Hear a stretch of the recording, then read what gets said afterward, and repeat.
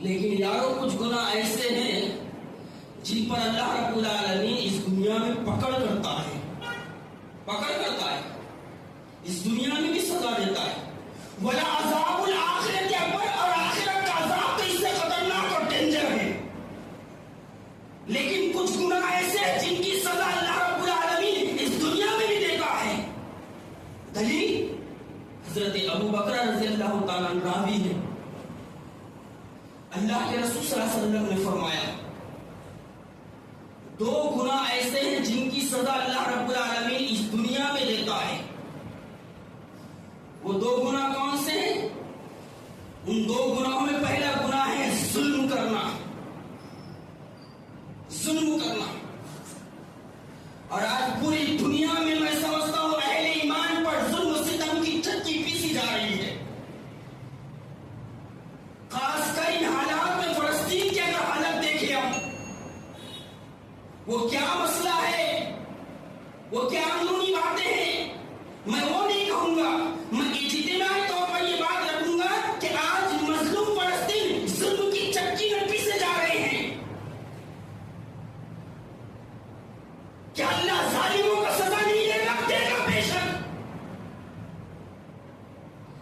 کیا اللہ ظالموں کی رسی نہیں کسے گا؟ کسے گا بے شک۔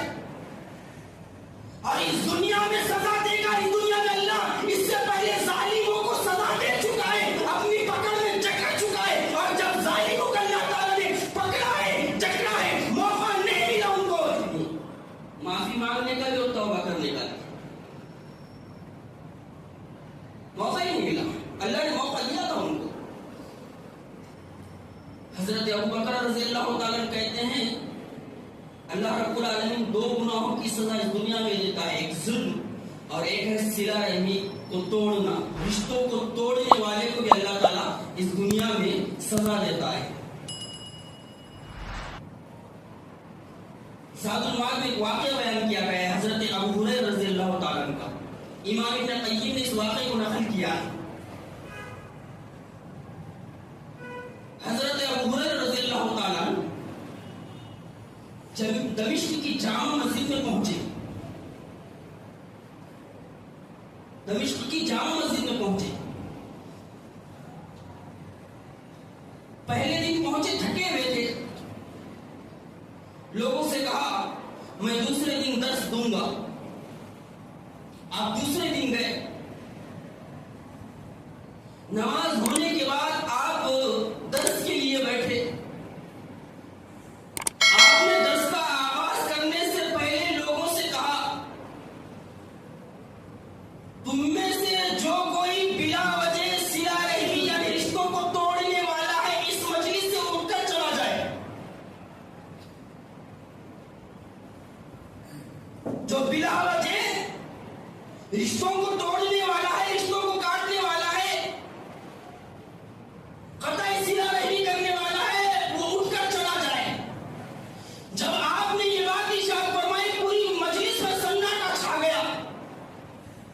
کچھ دیر کے بعد ایک نوجوان اٹھا جس کے چہرے پر جو ہے ایک طرح کا کپڑا بندھا ہوا تھا، وہ مجلس سے اٹھا، مجلس سے اٹھ کر نکل گیا اور نکل کر اپنی خالہ کے گھر گیا، اپنی خالہ کے گھر جا کر کھٹکا دیا، اور کھٹکا دینے کے بعد جب خالہ نے دروازہ کھولا، خالہ کو سلام کیا، خالہ پریشان ہے، یہ میرا بھانجا تھا جو کئی سالوں سے میرے گھر نہیں آ رہا تھا، مجھ سے قطع تعلق کر رکھا تھا، لیکن اچانک اس کو کیا ہو گیا ہے؟ وہ خالہ کے پاس جاتا ہے، خالہ کو سلام کرتا ہے اور کہتا ہے خالہ میری غلطیوں کو معاف فرما دے، میں نے آپ سے قطع کا تعلق کر دیا تھا، مجھ سے جو غلطیاں ہو گئی ہے مجھے معاف فرما دیجیے۔ اپنی معافی کی تلافی کر کے اپنے خالہ سے جب لوٹنے لگا، خالہ کہنے لگی یہ بات تم سے کس نے کہی ہے؟ تو کہنے لگے حضرت ابو ہریرہ رضی اللہ تعالیٰ دمشق کی جامع مسجد میں آئے ہیں اور انہوں نے درس دینے سے پہلے یہ بات کہی ہے، جو قطع تعلق میں مبتلا ہے، جو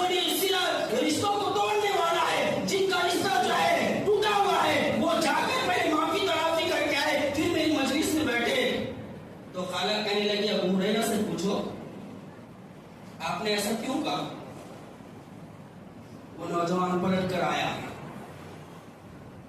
اور پلٹ کر آ کر حضرت ابو ہریرہ سے کہا میری خالہ پوچھتی ہیں آپ نے ایسا کیوں کہا؟ حضرت ابو ہریرہ رضی اللہ تعالیٰ عنہ کہنے لگے جس مجلس میں رشتوں کو توڑنے والا ہوتا ہے اس مجلس کے اوپر اللہ کی رحمت کے فرشتوں کا نزول نہیں ہوتا. جو بلا وجہ رشتے کاٹ دیتا ہے, قطع تعلق کر لیتا ہے, حضرت ابو ہریرہ رضی اللہ تعالیٰ عنہ کہتے ہیں اس مجلس میں رحمت کے فرشتوں کا نزول نہیں ہوتا. اللہ کے رسول نے فرمایا دو گناہ کی سزا دنیا میں ملتی ہے, ایک رشتوں کو کاٹنے والا اور دوسرا ہے ظلم کرنے والا.